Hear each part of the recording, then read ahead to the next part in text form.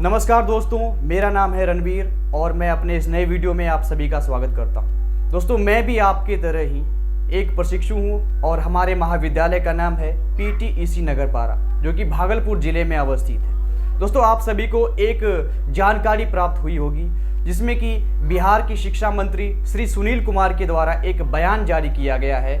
बिहार विधानसभा के प्रश्नकाल के दौरान उन्होंने सवाल का जवाब देते हुए कहा है कि चौथे चरण की शिक्षक बहाली मई महीने में होने जा रही है। मई 2025 में चौथे चरण की शिक्षक बहाली होने जा रही है और आप सभी लोग यह भी जानते हैं कि बिहार बोर्ड का जो कैलेंडर जारी किया गया है, उस कैलेंडर के अनुसार जून 2025 में बिहार DELED के सेकेंड ईयर का एग्जाम होना है। दोस्तों, आप सभी लोग जान रहे हैं कि बिहार में 300 से ऊपर DELED कॉलेज हैं और जिसमें कि 30,000 से भी ऊपर प्रशिक्षु अध्ययन कर रहे हैं, प्रशिक्षण प्राप्त कर रहे हैं। यदि इस बार की शिक्षक बहाली में उन्हें मौका नहीं मिलता है तो इन सभी का भविष्य खतरे में पड़ सकता है। दोस्तों, आप सभी लोग यह भी जानते हैं कि यह जो साल है 2025 का साल बिहार में चुनावी साल होने वाला है। दिसंबर के लास्ट में बिहार विधानसभा का चुनाव भी होना है और सरकार अपने वोट बैंक की राजनीति के लिए इस बहाली को समय से पहले ला रही है। आपने देखा था कि BPSC के द्वारा जो कैलेंडर जारी किया गया है, उसमें हर वर्ष अगस्त महीने में शिक्षक बहाली होने की बात कही गई है, लेकिन अभी अगस्त आया ही नहीं हुआ है और मई महीने में ही चौथे चरण की बहाली की बात यहाँ पे की गई है बिहार की शिक्षा मंत्री सुनील कुमार के द्वारा। दोस्तों, यदि इस चौथे चरण में हम सभी प्रशिक्षुओं को, जो कि करीब 30,000 से ऊपर की संख्या में हैं और इसमें से करीब 80 से 90% के आसपास या फिर उससे भी कम, कोई आधिकारिक डाटा मेरे पास नहीं है, मेरे एक अनुमान के मुताबिक अधिकांश ऐसे प्रशिक्षु हैं जिन्होंने सीटेट का जो एग्ज़ाम है उसको क्वालिफाई कर लिया है। तो वो सभी प्रबल दावेदार हैं इस बार की शिक्षक बहाली में। तो उनकी दावेदारी को सरकार के द्वारा नज़रअंदाज किया जा रहा है और केवल DELED की बात ही नहीं की जाएगी। यहाँ पर BEd के भी सेकेंड ईयर के जो प्रशिक्षु हैं, जो उसके ट्रेनी हैं, उनका भी कोर्स समाप्त होने वाला है। और आप सभी लोग को यह भी जानकारी जरूर होगी कि बिहार BEd का जो कोर्स है बिहार के अधिकांश यूनिवर्सिटीज़ में, अधिकांश कॉलेजों में, वहाँ उनको समय से पहले ही एग्ज़ाम लिए जाने की बात कही जा रही है। लेकिन बिहार DELED के मामले में ऐसा कुछ नहीं कहा जा रहा है। तो दोस्तों, अगर इस बार के चौथे चरण में हम लोगों को मौका नहीं मिलता है तो आने वाला समय क्या होने वाला है इसका आप अंदाज़ा भी नहीं लगा सकते। दोस्तों, आप सभी लोग अच्छी तरह से जानते हैं कि जब भी चुनावी साल आता है तो सरकार कई सारे वादे कर कई सारी घोषणाओं के माध्यम से जनता को लुभाने का प्रयास करती है और चौथे चरण की बहाली इतनी जल्दी करना इसी का परिणाम है। दोस्तों, यदि इसमें हम लोगों को मौका चाहिए, बिहार के सभी प्रशिक्षुओं को मौका चाहिए, तो हमें कुछ न कुछ करना होगा। दोस्तों, हमें अपने आंदोलन की गति को तेज करनी होगी। हमें निष्क्रिय अवस्था से सक्रिय अवस्था में आना होगा, तभी हम कुछ कर पाएंगे। केवल मोबाइल पे ही न्यूज़ पढ़ लेने से या फिर और भी बहुत सारे सवाल का जवाब दे लेने से, आपस में चैट कर लेने से कुछ नहीं होने वाला है। यदि आपको इस बार के शिक्षक बहाली में मौका चाहिए तो आपको कुछ ना कुछ करना होगा। दोस्तों, मैंने कहा था कि सुबह 10 बजे मैं हाजिर होऊंगा, आगे की क्या रणनीति है उसको लेकर के, लेकिन मैं माफ़ी चाहता हूं कि 10 बजे मैं हाजिर नहीं हो पाया। कुछ निजी काम के कारण मैं हाजिर नहीं हो पाया था, लेकिन सारा रोड मैप मैंने तैयार कर लिया है कि हमें क्या करना है। दोस्तों, याद रखिए कि अगर इस बार आप चूक गए तो आने वाले 5 साल तक आपको वेट करना पड़ेगा। सरकार चाहे तो शिक्षक बहाली ला सकती है, भर्ती तुरंत ला सकती है और सरकार चाहे तो इसे अगले 5 सालों तक टाल भी सकती है। लेकिन इस बार का जो अवसर है इसे हमें चूकना नहीं है। हम सभी लोग प्रबल दावेदार हैं। आप सभी को पता होगा दोस्तों कि TRE-1 के तहत जितने भी अपेयरिंग कैंडिडेट्स से सभी को मौका दिया गया था। तो यही हमारी मांग रहेगी कि हम सभी को भी मौका मिलना ही चाहिए, क्योंकि हम सभी प्रबल दावेदार हैं। और इस वर्ष में, यहाँ तक कि इस वर्ष में जिन जिन लोगों का कोर्स कंप्लीट हो रहा है उन सभी को भी मौका मिलना चाहिए। ये हमारा डिमांड है दोस्तों। दोस्तों आप सभी को मैं बताने वाला हूं कि क्या रणनीति हमारी रहने वाली है। मैंने कुछ रणनीति को नोट किया है और आपकी जानकारी के लिए मैं एक बार फिर से बता दूं कि करीब 80,000 सीटों पर बहाली होनी है। हालांकि पॉलिटिकल बयानबाजी की जाती है कि 5वें चरण की भी शिक्षक बहाली देखी जाएगी, लेकिन इसकी कोई गारंटी नहीं है, इसकी कोई संभावना नहीं है, कोई इसमें सटीक जानकारी नहीं है। पॉलिटिकल बयानबाजी का आप लोग जानते हैं कि कोई भरोसा नहीं रहता है। तो कुछ प्रमुख कदम जो कि मैंने अपने हिसाब से सोचे हैं, आप सभी के कुछ सुझाव भी हमारे पास आए थे, उन सभी को ध्यान में रखते हुए मैंने कुछ कंक्लूजन निकाला है। और इसके तहत यदि हम काम करते हैं, एकजुटता से अपने काम को अंजाम देते हैं, तो निश्चित रूप से हम लोगों को इस बार के चौथे चरण में मौका मिलेगा दोस्तों, और हमारी जीत होगी। तो पहले मैं यह कहना चाहूँगा कि सबसे पहले हम लोगों को एकजुट होना पड़ेगा। दोस्तों आप लोग जानते हैं कि एकता में ही बल होता है। यदि हम लोग एकजुट नहीं होंगे तो हम कितना भी प्रयास कर लें, संगठित नहीं रहेंगे, तब तक हमें सफलता नहीं मिल सकती है। इसीलिए सबसे पहला प्रयास ये होगा कि बिहार डीएलएड के डिमांड को, जो भी बिहार डीएलएड वालों को इस बार मौका मिले अपीयरिंग कैंडिडेट के रूप में, इसके लिए जो कोई भी हमारी आवाज़ को आगे बढ़ाते हैं, हमें उनका साथ देना है, क्योंकि इनसे हमारा ही हित है और हमारे जैसे कई सारे प्रशिक्षुओं का ही हित है, कई सारे प्रशिक्षु का भी हित है जो कि सरकारी नौकरी के आस में टिके रहते हैं और धीरे धीरे वो उम्र के आखिरी पड़ाव पे भी जाते रहते हैं, लेकिन उन्हें एक आस रहती है कि हमें सरकारी नौकरी मिलेगी। तो यह जो मौका है इसमें बिल्कुल नहीं चूकना है दोस्तों। तो मैं सबसे पहला स्टेप जो बताने वाला हूँ वो है राजनीतिक और प्रशासनिक स्तर पर अपील। दोस्तों पॉलिटिकल स्तर पर और एडमिनिस्ट्रेशन के स्तर पर भी आपको अपील करनी होगी। राजनीतिक स्तर पर की मैं बात कर लूँ तो मुख्यमंत्री, शिक्षा मंत्री, बिहार के जो नेता प्रतिपक्ष हैं श्रीमान तेजस्वी यादव जी, इन सबों को हमें पत्र के रूप में अपनी समस्याओं को पहुंचाना है, अपने डिमांड को रखना है। दोस्तों याद रखिए 30,000 से ऊपर की संख्या में हम सभी लोग डीएलएड प्रशिक्षु हैं। यदि 30,000 लेटर जाता है, सभी लोग लेटर लिखेंगे। दोस्तों ये संविधान हमें आज़ादी देता है अपनी बात कहने का। तो यदि हम लोग 30,000 लेटर लिखते हैं, सभी लोग एकजुट होकर के 30,000 लेटर लिखते हैं, तो निश्चित रूप से सरकार के कानों तक हमारी गूंज जाएगी और सरकार को हमारी बातें माननी ही होगी। सभी लोग मिलकर अपने अपने कॉलेज से मुख्यमंत्री को ज्ञापन सौंपेंगे दोस्तों, मुख्यमंत्री को, शिक्षा मंत्री को, उसके बाद जो प्रशासनिक स्तर के अधिकारी हैं, जो हमारे एसीएस महोदय हैं, उनको भी ज्ञापन सौंपना है, उनको भी लेटर लिखना है। दोस्तों यदि आप इतना नहीं करते हैं तो आप सरकारी नौकरी का सपना देखना और इस बार के अपीयरिंग कैंडिडेट के रूप में मौका मिलना, इसको आप भूल जाइए। तो पहला कदम ये होगा दोस्तों कि हमें सामूहिक रूप से एकजुटता के साथ पत्र व्यवहार करना है मुख्यमंत्री को, शिक्षा मंत्री को, और अलग अलग स्तर पर जो हमारे सांसद हैं, विधायक हैं, उनसे भी कंसल्ट करना है, उनके पास भी अपनी समस्याओं को रखना है, ताकि वो हमारी मांगों को विधानसभा में उठा सकें और राज्य के शीर्ष नेतृत्व तक पहुंचा सकें। तो प्रशासनिक स्तर पर भी हमें अपील करनी है और राजनीतिक स्तर पर भी अपील करनी है। दोस्तों आप सभी लोग जानते हैं कि प्रशासनिक कंट्रोल जितना भी होता है वो पॉलिटिकल पावर के हाथों में ही होता है। मुख्यमंत्री जो निर्देश देंगे एसीएस महोदय को वही करना होगा, शिक्षा मंत्री जो निर्देश देंगे हमारे एसीएस महोदय को वही करना होगा।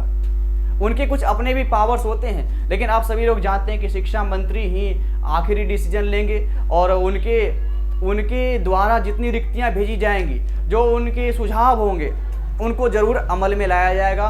तो हम सभी लोगों को अपील करना है लेटर के माध्यम से। सभी लोग तैयार रहिए, अपने कलम को उठाइए और पेपर उठाइए और लिख डालिए अपने डिमांड को। सभी लोग को पता होगा किस प्रकार से लेटर लिखा जाता है। अगर नहीं पता है तो आप गूगल से कई सारा फॉर्मेट डाउनलोड कर सकते हैं और अपनी बातों को आप लिख सकते हैं, उन तक पहुंचा सकते हैं। पहला पॉइंट तो मैंने ये बताया।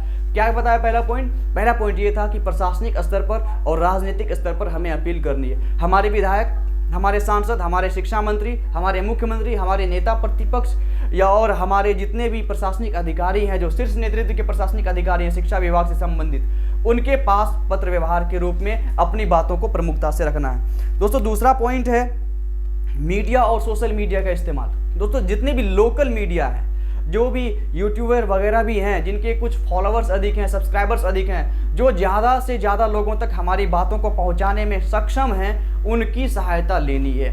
मीडिया का इस्तेमाल करना है, चाहे वो प्रिंट मीडिया हो या फिर इलेक्ट्रॉनिक मीडिया हो, किसी भी प्रकार की मीडिया हो, इसका इस्तेमाल करना है, इनकी हेल्प लेनी है हमें, और इसके साथ साथ सोशल मीडिया का इस्तेमाल करना है। दोस्तों सोशल मीडिया आज के दौर का सबसे बड़ा मीडिया है। आप इंस्टाग्राम, फेसबुक, ट्विटर, जितने भी व्हाट्सएप ग्रुप, इसके माध्यम से एकजुट हो सकते हैं और अपनी बात को प्रमुखता से रख सकते हैं। दोस्तों इसमें से सबसे ज़्यादा रोल कोई अदा करेगा तो ट्विटर। आप सबों से निवेदन है दोस्तों, जिनका ट्विटर अकाउंट अभी तक नहीं बना है, प्लीज़ ट्विटर अकाउंट बना लीजिए, क्योंकि इससे हमें हैशटैग चलाने में सहायता मिलेगी। और हम सभी लोग जब हैशटैग चलाएंगे, एक साथ हमारे सारे ट्रेनीज एक्टिव हो जाएंगे, तो हमारी बात निश्चित रूप से सरकार के कानों तक जाएगी और उनको हमारी बात माननी ही होगी। तो सभी लोग ट्विटर अकाउंट बना लीजिए और एक्टिव रहिए। सब लोग मिलकर के तय करेंगे कि आगे क्या करना है, किस तरीके से कैंपेनिंग करनी है, ट्विटर कैंपेनिंग, अपनी बात को रखना है, ज़्यादा से ज़्यादा पोस्ट करना है। जितने भी सरकार के द्वारा यूट्यूब चैनल्स वगैरह हैं, उनके ऊपर कोई भी वीडियो अपलोड होता है, उनके कमेंट बॉक्स में जाके कमेंट करना है और अपनी बातों को वहाँ पर रखना है। ट्विटर पे लगातार ज़्यादा से ज़्यादा मैसेज करना है। दोस्तों हमारा मुद्दा ट्विटर पे तभी ट्रेंडिंग में आएगा जब कम समय में कई सारे मैसेजेस जाएंगे, तब वो ट्विटर में ट्रेंडिंग में आएगा। और जैसे ही एक बार ट्रेंड हो गया तो कई सारे जो ट्विटर पे बड़ी बड़ी हस्तियां हैं, उनका भी सपोर्ट मिलेगा। जब उनका सपोर्ट मिलेगा तो हमारी बातें ब्रॉडर एस्पेक्ट पर पहुंचेगी और सरकार के पास तक जाएगी, और सरकार को निश्चित रूप से इसमें कोई ना कोई कदम उठाना पड़ेगा। और जो भी हमारे बड़े बड़े यूट्यूबर हैं, आप उनको जानते हैं, उनसे कोई संपर्क है तो आप उनसे भी निवेदन कर सकते हैं। तो दूसरा पॉइंट ये मैंने बताया। तीसरा पॉइंट दोस्तों, जो कि ये अंतिम उपाय है, यदि इन सब चीज़ों से सुनवाई नहीं होती है तो हम लोग मिल करके हाई कोर्ट में अपील भी दायर करेंगे, क्योंकि इसमें हमारे पास आधार रहेगा। दोस्तों आधार ये रहेगा कि TRE-1 के तहत जितने भी अपीयरिंग कैंडिडेट थे सभी को मौका मिला था, इसलिए हम सबों को भी इस बार मौका मिलना चाहिए। तो हाई कोर्ट में अपील भी करेंगे, लेकिन ये लास्ट का उपाय होगा दोस्तों। इसके पहले जितने भी सारे प्रयास हैं वो निश्चित रूप से हमें करने चाहिए। और एक प्रमुख बात जो मैं लगातार कह रहा हूँ वो है सभी प्रशिक्षुओं की एकजुटता। यदि हम सभी लोग एकजुट नहीं होंगे तो हम अपनी बातों को प्रमुखता से नहीं रख पाएंगे और हमें केवल नाकामी ही मिलेगी। इसीलिए सभी लोग साथ में आइए और अपनी बातों को अच्छी तरीके से रखेंगे। दोस्तों आप व्हाट्सएप पर या फिर इंस्टाग्राम पर रील्स वगैरह देखने में, स्टेटस देखने में अपना टाइम लगाते हैं, लेकिन उस टाइम को आप अपने भविष्य के लिए लगाइए और कॉपी और पेपर और पेन उठाइए और लिखिए पत्र शिक्षा विभाग को, शिक्षा के पदाधिकारी को, शिक्षा पदाधिकारी को, मुख्यमंत्री को, और जो विपक्ष के नेता हैं उनको, सांसद को, विधायक को, जिनका भी सपोर्ट मिलता है उनका सपोर्ट लेने से बिल्कुल मत हिचकिचाइए। ये आपके और हम सभी के फ्यूचर की बात है। दोस्तों इसके बाद शांतिपूर्ण धरना दोस्तों हम लोग देंगे, अपनी बातों को प्रमुखता से रखेंगे। बहुत सारे नारे गढ़े जाएंगे और बहुत सारे बैनर वगैरह लेकर के हम लोग घूमेंगे, शांतिप्रिय तरीके से धरना प्रदर्शन करेंगे और अपनी बातों को रखेंगे। दोस्तों हमारे देश का संविधान हमें अधिकार देता है अपनी बातों को शांतिप्रिय तरीके से रखने का, तो इसलिए हम सभी लोग शांतिपूर्ण धरना भी देंगे, पत्र लेकर के पत्र व्यवहार करेंगे। तो दोस्तों ये सारी बातें जो मैंने बताई, पहली बात ये थी कि राजनीतिक स्तर पर और प्रशासनिक स्तर पर हमें अपील करनी होगी, हमें लेटर लिखना होगा, पत्र व्यवहार करना होगा, हमारे सांसदों विधायकों का समर्थन चाहिए। उसके बाद सोशल मीडिया प्लेटफॉर्म और इलेक्ट्रॉनिक मीडिया, प्रिंट मीडिया, सबका सहारा लेना है। हमें अपने लोकल मीडिया का भी सहारा लेना है। इन सभी का सहारा लेकर के जो भी हमारा साथ देने के लिए आगे आ रहे हैं उनको अपने ग्रुप में शामिल करना है, उनको भी साथ लेकर के चलना है, उनको भी अपने कारवां में शामिल करना है दोस्तों। और मैंने बताया कि हाई कोर्ट में अपील भी दायर करने की बात की जाएगी, इसके लिए कानूनी सलाह लिया जाएगा सही समय पर। लेकिन TRE-1 के तहत जो भी अपीयरिंग कैंडिडेट को मौका मिला था, तो हम सभी की डिमांड है कि TRE 4.0 में भी हम सबों को मौका मिलना ही चाहिए। हम सभी लोग इसके प्रबल दावेदार हैं। यदि मौका नहीं मिलता है तो हम सभी का भविष्य गर्त में जा सकता है दोस्तों। और चुनाव के बाद यदि सरकार बदलती है तो हो सकता है इसमें, इस योजना में कुछ बदलाव हो जाए, या फिर हो सकता है कि अगली भर्ती प्रक्रिया जो है उसको आने में देरी हो, और इस देरी से क्या होगा, कई सारे लोगों का एज भी एक्सपायर हो जाएगा। मतलब जो उनकी जो अधिकतम उम्र सीमा है वह भी समाप्त हो जाएगी। यदि आप अभी नहीं जागे दोस्तों तो बहुत देर हो जाएगी। इसीलिए मैं कहता हूँ कि संगठित होकर के यदि हम प्रयास करते हैं तो निश्चित रूप से जीत मिलेगी, और ये तभी हो पाएगा जब सबका साथ मिलेगा और सबका प्रयास होगा, तभी सबका विकास हो पाएगा। दोस्तों इतना कहकर मैं अपनी बात को समाप्त करता हूँ। बाकी बाद में और भी जानकारी आपको दी जाएगी। कोई भी सवाल आपके रहते हैं तो आप व्हाट्सएप ग्रुप जो कि बनाया हुआ है, हमारे प्रवेश भाई जो कि महेंद्रपटना के प्रशिक्षु हैं, उन्होंने व्हाट्सएप ग्रुप बनाया है, समूह को संगठित करने का प्रयास किया है। इसके लिए मैं उनका हार्दिक धन्यवाद देना चाहूँगा कि उन्होंने सभी को कम से कम 1000 के अप्रोक्स आदमी को एक प्लेटफॉर्म पर लाया। तो इसके लिए मैं दिल की गहराइयों से एक बार फिर से उनको धन्यवाद देना चाहता हूँ। और सभी लोग जब तक संगठित नहीं होंगे तब तक कुछ भी कदम नहीं उठाया जा सकता है। इसलिए सभी लोग एक्टिव हो जाइए। जितने भी निष्क्रिय अवस्था में थे सभी सक्रिय अवस्था में आ जाइए और चेतन की अवस्था में आ जाइए, और सभी लोग मिल करके सामूहिक रूप से प्रयास कीजिए, पत्र व्यवहार कीजिए, और तभी हम लोगों को सफलता मिलेगी। और इस बार के TRE 4 में शिक्षक बहाली भर्ती प्रक्रिया में हम लोगों को शामिल होने का अवसर प्राप्त होगा। दोस्तों ये तभी होगा, मैं बार बार फोकस कर रहा हूँ, जब आप कुछ करने के लिए तैयार होइएगा, जब आप कदम उठाने के लिए तैयार होइएगा। पहला कदम उठाइए दोस्तों, मंजिल मिले या ना मिले ये अलग बात है, लेकिन हम कोशिश नहीं करें ये तो गलत बात है। इसीलिए कोशिश करते रहना है, और बाकी बाद में जो होगा वो देखा जाएगा दोस्तों। तो सबसे पहले हम लोग क्या करेंगे, पत्र व्यवहार करेंगे। बिहार में जितने भी प्रशिक्षु हैं, 30,000 से ऊपर की संख्या में प्रशिक्षु हैं, 30,000 से ऊपर की संख्या में लेटर जाने चाहिए, शिक्षा मंत्री के पास जाने चाहिए, मुख्यमंत्री जी के पास जाने चाहिए, और जो हमारे नेता प्रतिपक्ष हैं उनके पास जाना चाहिए, विभाग के जितने भी जो वरिष्ठ मंत्री हैं उनके पास जाना चाहिए, सभी लोगों के पास जाना चाहिए वो लेटर। तब जाकर के हमारी बात उनके सामने प्रमुखता से जाएगी। उसके बाद आगे की प्रक्रिया क्या है, आप भी अपने को सुझाव देना चाहते हैं तो आपके सुझाव भी आमंत्रित किए जाते हैं। दोस्तों आज की बात मैं यहीं पर समाप्त करता हूं। वीडियो को यहां तक देखने के लिए आपका बहुत बहुत धन्यवाद। जय हिंद, वंदे मातरम।